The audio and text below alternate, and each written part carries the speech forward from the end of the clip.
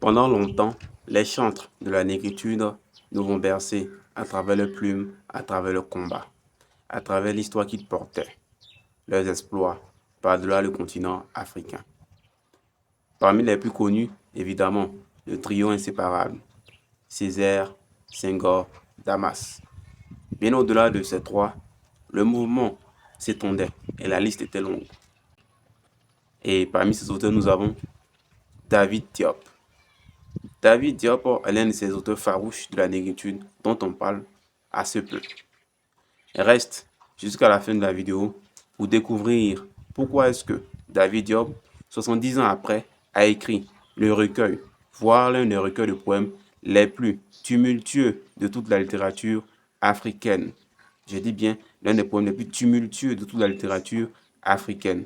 Pratiquement 70 ans après sa sortie, nous étions en 1956 à sa sortie. Aujourd'hui, 2026, ça fait 70 ans. David Diop, qui nous a malheureusement quittés à l'âge de 33 ans, il avait le sang africain par-dessus tout. Il était un fervent patriote africain, un amoureux de l'Afrique, même s'il n'a pas connu le vieux continent. Mais, à travers son écriture, il nous donne le signe que le continent a toujours habité en lui. Son recueil de poèmes, Coup de pilon. Généralement, quand on donne le mot coup de pilon, on fait référence à quelque chose que nous pilons. À travers cette métaphore, quelque chose de plus profond se cache dans ces dires. Ce recueil de poèmes, en réalité, ce n'est pas un clash, ni encore des écrits ou encore un pamphlet, non. C'est une critique virulente de la colonisation, sous toutes ses formes, et, par-delà tout, ses conséquences. Les conséquences de la colonisation qui ont altéré à jamais, ils ont gâté l'esprit du peuple noir. Ils ont gâté à jamais notre esprit avec la colonisation. C'est ce qu'il veut dire dans son livre. Dans son livre, Coup de pilon, il parle des conséquences directes de la colonisation. L'assimilation culturelle, la perte identitaire, ou encore l'abandon de nos cultures, de nos religions africaines, et de tout ce que nous avions perdu et que nous avons perdu, que nous continuons de perdre encore. Il l'a dit hier, aujourd'hui, c'est toujours d'actualité. Demain encore, on ne sait pas. Mais ce qu'il a dit hier fait écho aujourd'hui encore. Parmi ces nombreux poèmes, il y a un qu'on va prendre d'abord comme acte. Afrique, mon Afrique. Le poème Afrique, mon Afrique, Afrique des fiers guerriers. Dans ce poème, David Diop est à la fois évocateur, mais aussi nostalgique. Il parle de l'Afrique qu'il n'a pas connue, mais qui est restée ancrée en lui.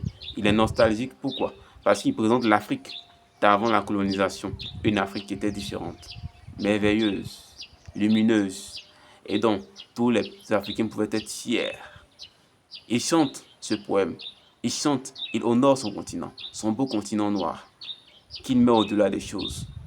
Et ce poème est un vrai délice, car il magnifie l'Afrique à travers. Mais, hormis ce poème, il y a aussi le poème Le Renégat. Le Renégat. Le groupe nommé Le Renégat. Renégat, régnier. C'est-à-dire celui qui a régné son appartenance. Mon frère, au smoking à revers de soie, piaillant et susurrant dans les salons de la connaissance, sont encore autant de mots qui dérivent de ce poème Le Renégat. C'est sans doute l'un des poèmes les plus, je dis bien les plus marquants et les plus parlants sur l'assimilation culturelle sous toutes ses formes.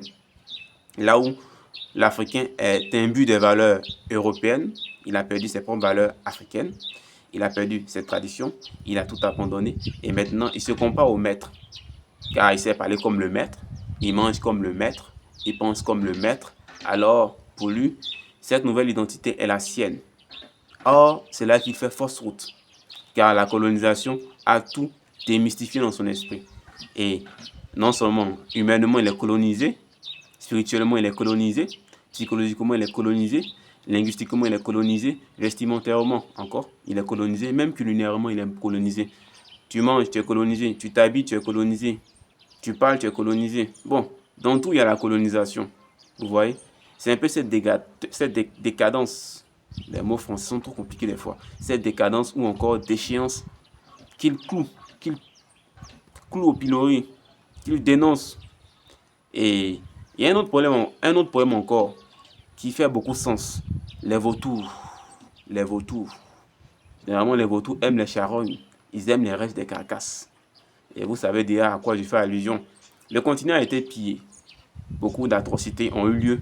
Et les mêmes fauteurs de troupes d'hier justifient encore leur barbarie à travers comme quoi ils étaient la lumière.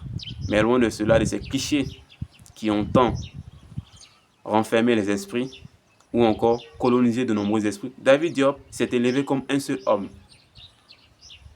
dans son poème Coup de pilon pour dire réellement ce qu'il en est de la colonisation, ce qu'il pense des conséquences directes sur son peuple, sur l'Afrique. Ce poème aujourd'hui encore continue d'être étudié dans les établissements, dans les manuels scolaires et bien au-delà. C'est un poème marquant, un poème historique et légendaire. David Diop, encore merci pour ce poème. Merci d'être resté jusqu'à la fin de la vidéo. Maintenant, tu sais pourquoi ce poème, 70 ans après, demeure l'un des poèmes les plus incontournables ou encore les plus indéboulonnables de notre littérature africaine. Loin de là, les chantres de la négritude sont allés loin à travers les dires.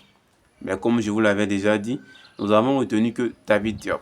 Il n'y avait pas seulement que le trio légendaire, mais aussi David Diop avait apporté ou encore a apporté sa contribution à travers ce qu'il a écrit. Il a beaucoup comment. Et ce qu'il a comment, aujourd'hui encore, continue de faire sens, continue de nous éduquer, de nous ramener vers le droit chemin et encore d'éclairer des esprits à travers ses dires. Je sais que tu aimes ce genre de contenu sur la littérature, les pensées, les auteurs ou encore les critiques. Alors, n'hésite pas à t'abonner. Chaque semaine, de nouvelles histoires, de nouveaux auteurs et bien plus. Comme je l'ai toujours dit, la réflexion n'est pas figée. On se prend dans les commentaires et surtout, à bientôt.